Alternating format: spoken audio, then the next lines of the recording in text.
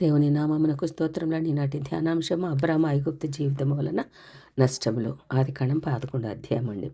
అబ్రాము ఐగుప్తులో ప్రవేశించుటకు గల నిజమైన కారణమేమనగా తాను విజయము పొంది బలిపీఠము కట్టిన స్థలమును విడిచెను. ఆదికాండం 12 అధ్యాయము 7వ వచనం ప్రకారం అండి. మరలా పునరుద్ధానమునకు సూచనైన బేతేలు అనుభవమును విడిచి ఐగుప్తులో ప్రవేశించుటకు ఇది బలమైన కారణమైందండి. ఆదికాండం 12 అధ్యాయము 8-9 వచనములలో. ఒకసారిగా అబ్రాము ఐగుప్తులో ప్రవేశించలేదండి. అబ్రాము ఇంకా ప్రయాణము చేయుచు దక్షిణ దిక్కుగా వెళ్ళెను. కరువు బాధ నివారించుకొని తిరిగి రాదలంచెను. కరువు తప్పెను, కానీ అనేక రీతుల శరీరాత్మీయ జీవితములలో నష్టం పొందాడు. ప్రియ సహోదరులారా, విశ్వాసులారా, భక్తులారా, ఐగుప్తులో అనగా ఆదికాండం 12 అధ్యాయము 10-15 వచనములలో ఐగుప్తు ఎట్లా ఉంటుందో మనకు వివరణ కనిపిస్తుందండి. ఐగుప్తులో ప్రవేశించి ఐగుప్తు కీడు అనుభవించవద్దండి. తిరిగి రాక వీలు రాదు. సొదొమలో ప్రవేశించి సొదొమ విమర్శను తప్పించుకొనుట కష్టం. ఆదికాండం 13 అధ్యాయము 13 వచనం ప్రకారం ఐగుప్తు నివాసం యొక్క కీడులు. అబ్రాము దేవుడు నిర్ణయించిన కానాను విడిచి ఐగుప్తు దేశములో చేరెను. తాను ఒక విషయములో అవిధేయుడాయను, కానీ అనేక విధములుగా అవిధేయత ఫలితములను అనుభవించుచున్నాడు. కష్టములు పరంపరలుగా అతనిపై పడుచున్నవి. మొదటి కీడు. అబ్రాము విశ్వాసములో బలహీనుడాయను. ఫరో అబ్రామును చంపి శారాను భార్యగా తీసుకొనునని భయపడి భార్యను తప్పు త్రోవ నడిపించుచున్నాడు. శారా అట్లు చేయుటకు నిరాకరింపవలసి ఉండాల్సింది, కానీ భర్త మాటకి ఆమె లొంగిపోయిందండి. నీ వలన నాకు మేలు కలుగునట్లును నీవు నా సహోదరివని దయచేసి చెప్పుమనెను. ఆదికాండం 12 అధ్యాయము 13 వచనం ప్రకారం. ఊరు నుండి కానాను వరకు తన్ను నడిపించిన దేవుడే ఐగుప్తులోనూ ఫరో నుండి రానయున్న ప్రమాదములలో నుండి తప్పించినని అబ్రాము దేవునిపై ఆధారపడలేదు. ఆ సమయంలో తన జ్ఞానంపై ఆధారపడ్డాడు. మన కష్ట పరిస్థితుల్లో దేవుని యందు మన విశ్వాసము ఆచరణలో పెట్టవలనండి.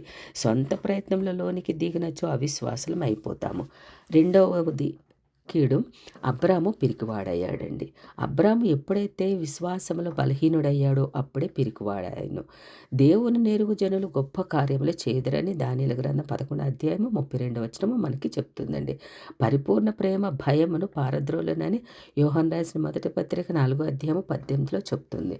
దేవుని యందు విశ్వాసం ఉంచువాడు కలవరపడడని యెషయా గ్రంథము 28 అధ్యాయము 16లో మనకు వ్రాసి ఉందండి. ఈ సత్యములు ఐగుప్తులో కనిపించడం లేదు. అబ్రాములో భయము ప్రారంభమైంది.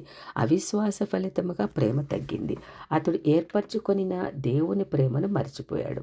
శారా నడివయసునకు వచ్చి ఉన్నది, సౌందర్యవతి. ఆమెను బట్టి ఫరో అతని ప్రాణమును తీయునని భయపడ్డాడు. అతడు ఐగుప్తులో ప్రవేశించుటకు సమీపించినప్పుడు అతని భార్య అయిన శారాను చూచి, ఇదిగో నీవు చక్కని దానివనియు నేనెరుగుదును. ఐగుప్తులు నిన్ను చూచి నీవు అతని భార్య అని చెప్పి నన్ను చంపి నిన్ను బ్రతికనిచ్చెదరు. ఆదికాండం 12 అధ్యాయం 12 వచనం ప్రకారం. శారా ద్వారా నెరవేర్చాల్సిన వాగ్దానములను అబ్రాము ఆ సమయంలో మర్చిపోయాడండి. మూడవ కీడు. అబ్రాము అబద్ధము చెప్పుట మాత్రమే కాక అతనితో పాటు అతని బలహీనతలలో అతని భార్యను ఏకీభవించినట్లు చేసెను. ఒక వ్యక్తి ఆత్మీయ జీవితమున వెనుకకు జారినట్లయినా ఆ వ్యక్తి మీద ఆధారపడిన ఇతరులు కూడా ఆత్మీయ జీవితమున వెనకంజు వేయుదురు. నాలుగవ కీడండి. అబ్రాము ఐగుప్తులో దేవుని చిత్తమును బట్టి మాట్లాడక అనుకూల పరిస్థితులను అనుసరించి మాట్లాడుచున్నాడు. శారా చెల్లెలని చెప్పుటలో ఒక విధముగా సత్యమే. అబ్రాము యొక్క తల్లి కుమార్తె కాకపోయినా తండ్రి కుమార్తె అయి ఉన్నది. ఆదికాండము 20 అధ్యాయము 12 వచనం ప్రకారం. ఆమె చెల్లెలని మాట సత్యమే, అయితే ఆమె భార్య కూడా కదండి. ఈ సంగతి చెప్పగా దాచెను. పాపం క్రియలలో కానీ మాటలలో కానీ చేయువాని ఉద్దేశమును బట్టి ఉంటుంది. మన జీవితంలో కూడా అనుకూల పరిస్థితులు మనము దేవుని చిత్తము నెరవేర్చకుండా అడ్డగించును. నీ పాపమును విడిచిపెట్టుమని చెప్పక భక్తిగా అందుము. అనుకూలత అనుసరించి మాట్లాడినచో దేవునికి విధేయులము కానేరము. మన సాక్ష్యము పరిపూర్ణ సత్యముతో కూడినది ఉండవలనండి.